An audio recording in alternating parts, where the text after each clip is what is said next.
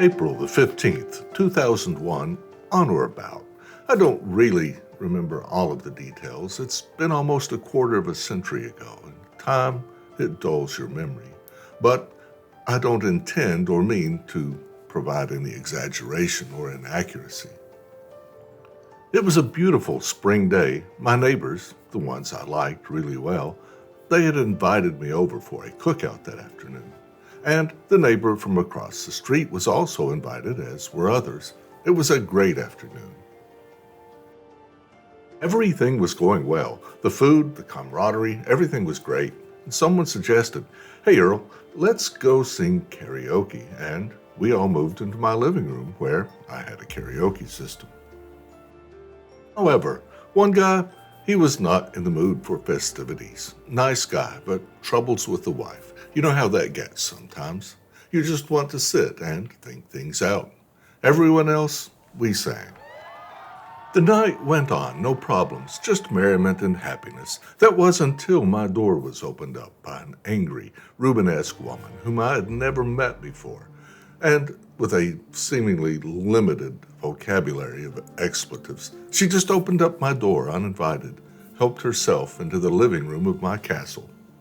It was quite obvious she was angry and assumed that she had the authority to just enter someone else's home with this attitude. After almost 30 years, I would love to just forget about this night and move on. However, from time to time, as with during an interview or something, the issue comes up. "We see you were arrested. Do you care to explain this?" Well, yeah, I would. I would love to explain. First, a woman that I've never met opens my door and walks in my house, proceeds to yell profanities and make threats.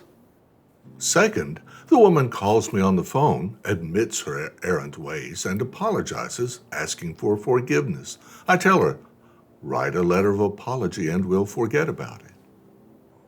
Third, a man with a gun knocks on my door. Actually, a very nice man, it turns out, and he still takes me to jail for the night. I don't remember the exact complaint after all of these years, but it went something like I had beaten this woman, choked her, dragged her by the throat across the floor, and then threatened to break her legs. I was led away in cuffs. Seems this woman didn't really want to forget about this. However, once the county attorney reviewed the phone recordings and saw the video, Miss Gray's suit against me was summarily dismissed. But my countersuit progressed, and here is the truth. One of the actual events. I have no objection to hearing the events. The phone conversation is made about a week later, and I don't think it's really relevant. Best evidence is the tape and the party's testimony, what happened that night, not the conversation a week later. So I would object to the phone conversation, but not to the actual audio tape of those events. Well, I guess we would say that there, presumably, there's from his standpoint that there's some omissions or some statements related to the conduct. The court maybe should hear them, and then the court can decide which is admissible and which is not. Okay. Or objections can be made during the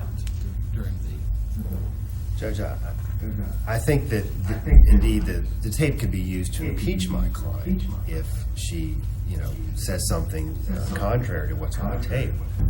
But as far as the actual events that night, I don't think it has any significant relevance. Well, I think it may very well be relevant. I'll overrule on that motion. You can make any specific objections that you'd like to later regarding anything on that tape. Sir, I'll remind you you're still.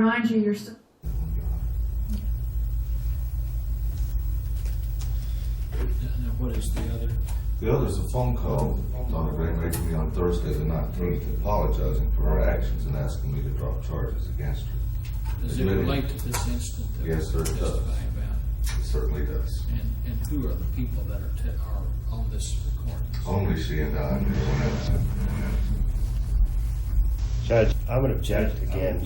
This tape recording, I've listened to the full thing. It's quite long.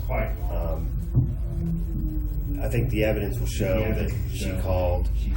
There was phone calls between both of these parties regarding the criminal charges. I don't think it serves us any benefit to listen to basically a 10-minute conversation. Yeah, that's up for Mr. Dan. Well, Your Honor, we would like for it to be heard for the purpose of reflecting on these statements she made as to admissions and specific incidents, charges or related. Motion overruled. Okay.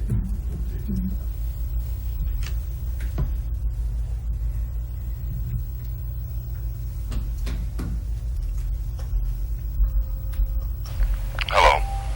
Earl, Yes, ma'am. this is Donna Gray. I was wanting to get in touch with you Yes. in regards to last weekend. I would just like to put that behind us and just, Ma'am, I expected a call back Monday, and Tuesday I already was filed.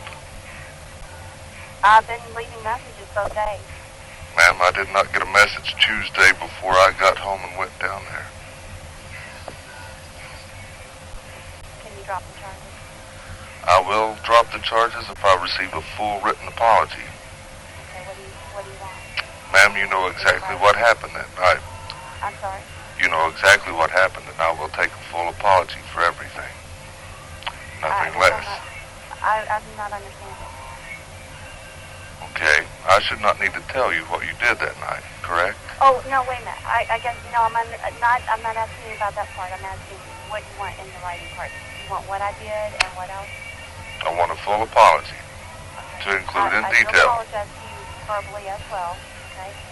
And I will assure you that you will never see me back in that neighborhood or at the Briggs's home. I will not come back in that area whatsoever as well. And I do apologize. I should not have, opened up your door and got involved at all with Brian Carroll. I really did very bad judgment on my part. I certainly apologize. Well, as I say, a complete and full written apology and nothing else, and Okay. we will forget about it. But Okay. one time only is all I will go through this. I promise you won't ever see me again. How do you want me to? Do you want me to have it sent mailed to you, or? I mean, will you be dropping the charges before?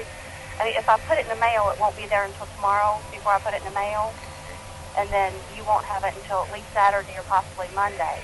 Right?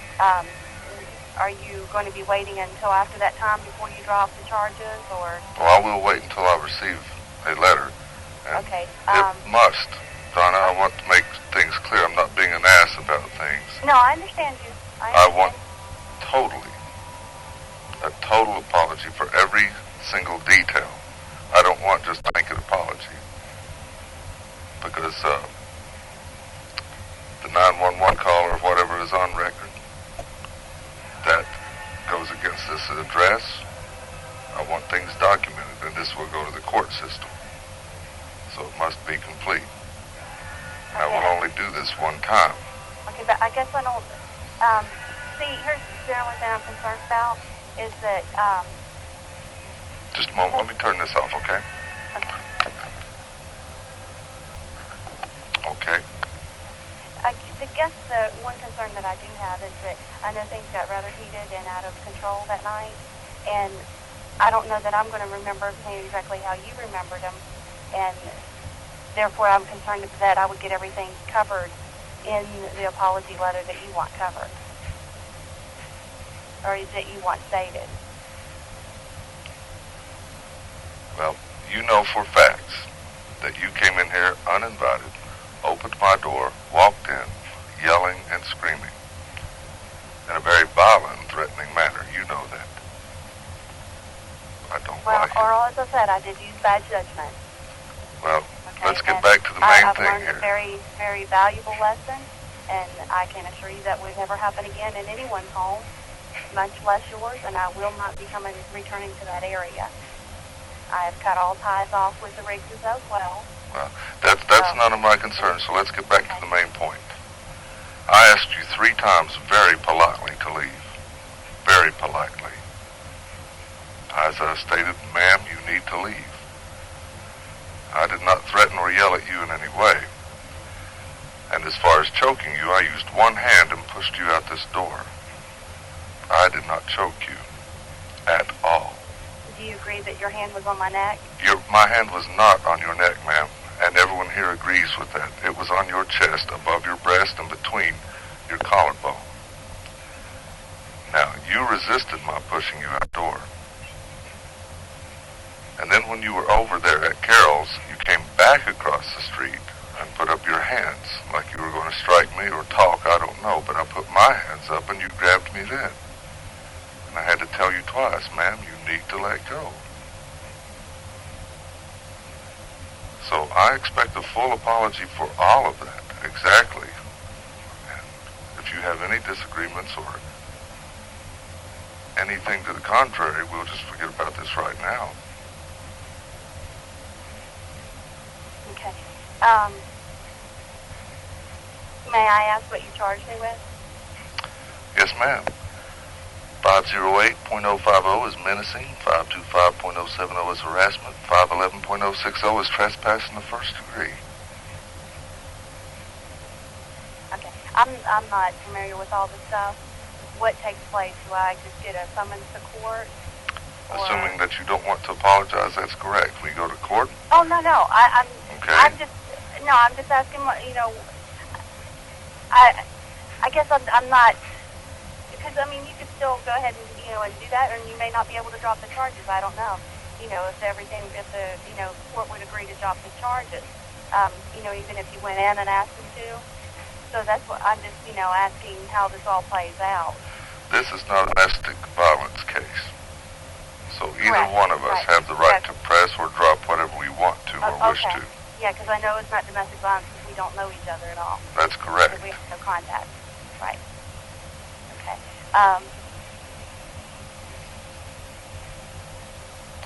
But So, probably there will have to be a judge's appearance because you cannot just call down to the courthouse and dismiss something.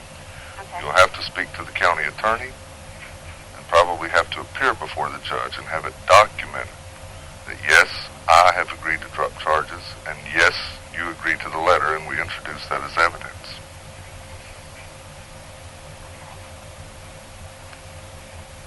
It might be wise for you to go ahead and get a lawyer if you're not that familiar with the legal system. The fees should not be over $500 for something like this. Well, Plain and simple dropping. I guess I really don't want to go to that extent. It's just that I guess I'm very embarrassed and humiliated, and I just kind of would like to keep it quiet, but, that I let my emotions get to the best of me, and I just...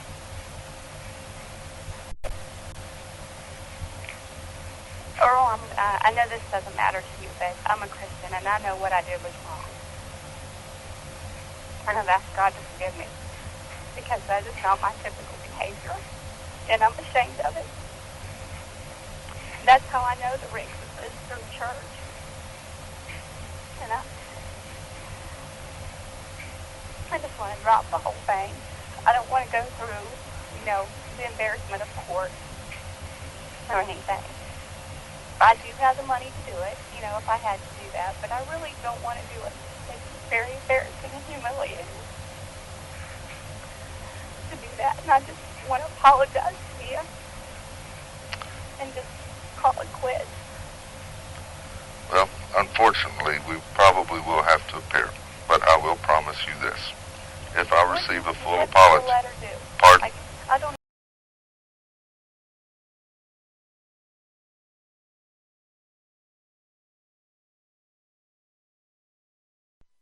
House after Mr. Saunders asked her to leave. Maybe 30 seconds, less than a minute, I would say. He Yeah. repeatedly asked in a row for her to leave. How did he get her to leave? He placed his hand on her chest and just pushed her towards the door and out the door. You're saying he didn't have his hands on her neck. No. Now, where were you standing or sitting in relation to this? I was standing, made her away, about half hour Were you standing behind him? to the side. So you had a view? Yeah, I had a clear view of exactly what went on. Did you go outside the house? In Carol's driveway. She was speeding, fast. She was mad. And Carol was standing in the road, and she passes Carol up. Now, who is Carol? That's Bryant's wife. All right. And she comes through the door madly and starts yelling and screaming at Bryant. And where is Mr. Souders when this happens? He was in the restroom. And when he came out, what did he say to her? When he came out of the bathroom, he said, "Damn it." And then he walked up and he said, "Man, this is my house, you need to leave." And she kept screaming and hollering. And I think he said it about 2 or 3 times.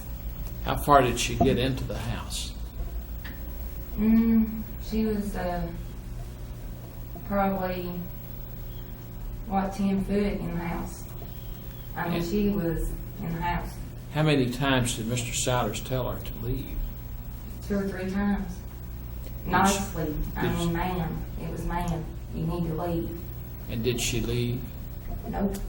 How did she leave?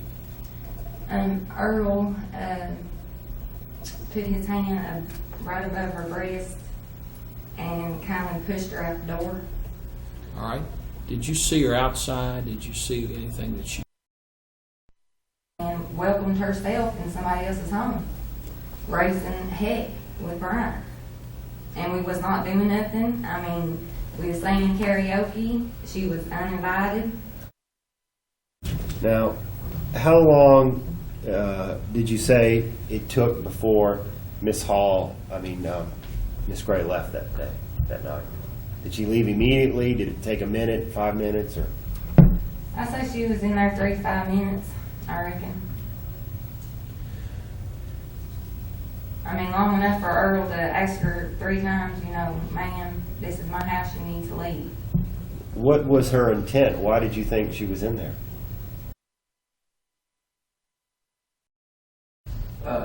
The glass door was shut, but I mean, there wasn't no stopping. When she came across the street, she just came straight in.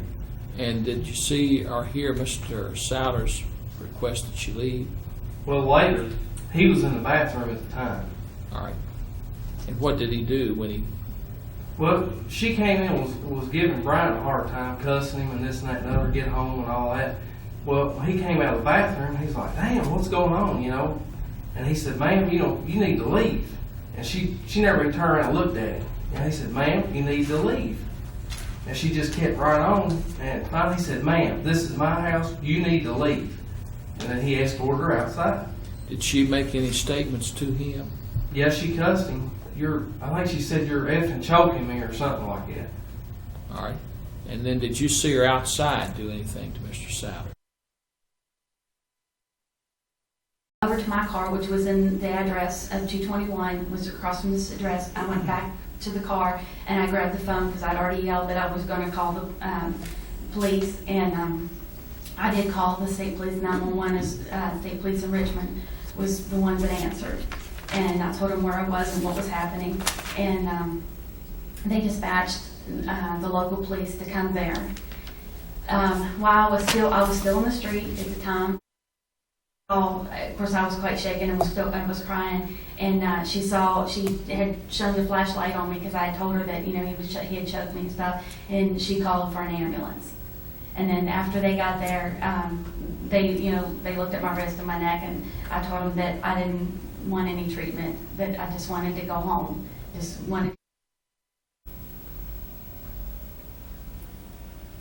Did you ever threaten Mr. Souders that night? No, sir. Did you ever? I threatened to, with the court, to take him to court, charge him with assault. But as to physically threaten him, no, sir. And did you ever become aware of where the Lindsay was that night? No, I never did find out where the child was. Okay. Was that your only reason for being over there? Yes, sir. And there's been testimony that when you were inside the house, you were asking Mr. Riggs to come outside Yes. with you. And it was, when I first got there, I was trying to get him to Home and Mr. Souders apparently got you out of the house. Why didn't you go over and call the police or call for help? Sir, I did. And then but you came back out into the street? I went to my car and used my mobile phone to call the police. And then Okay. why didn't you leave then? And Because I had to wait for the police, I had called them. okay, well, why didn't you stay there at her house or on that side of the street? I did. You didn't come out into the No, I did street? not come out into the street You after didn't come that. back on his property? No, sir. You deny what he testified as to that? That is not true, what he stated. And that instead of you grabbing his arms, you're saying he grabbed your arms? He had my wrist bent back like this, sir. So I don't understand how I could have had a hold of him if my wrists are in this position. Why would he have needed to do that if he'd never seen you before? I could just smell the alcohol on him, so I can only imagine that the alcohol was probably influencing his behavior as well. After you After, unannounced coming into his house? yes, sir. In response to the motion for directed verdict. But I think, Your Honor, the admission on criminal trespass, no need to argue that. I believe the harassment is when a person with intent to harass, annoy, or alarm another person, he strikes, shoves, kicks, or otherwise subjects him to physical contact, which would, according to his testimony, she grabbed him, subjected him to physical contact in a very confrontational setting after she, by her own admission, unannounced and unexpectedly come into their house. And as to the menacing, there is some question as to that particular aspect, but he did indicate that she was in a very confrontational frame of mind, and under those circumstances could justify the menacing as well. Judge, in response, it's charged as harassment, no physical contact. I understand. Okay. Motion for directed verdict on the menacing is granted. On the harassment and the criminal trespass is denied. Do you need to make any argument closing statement wise? I don't think so. Do you need to make any argument? No, Your Honor. All right. It's apparent from the record, ma'am, that you have in fact been on that property without permission, that you were asked to leave and you did not. I will find you guilty of criminal trespass in the first degree. On the harassment, it is not a physical contact charge, it is a violation charge, and I do believe the Commonwealth has met the burden on that as well. And I also find it's a violation of harassment, not the physical contact portion. May I have her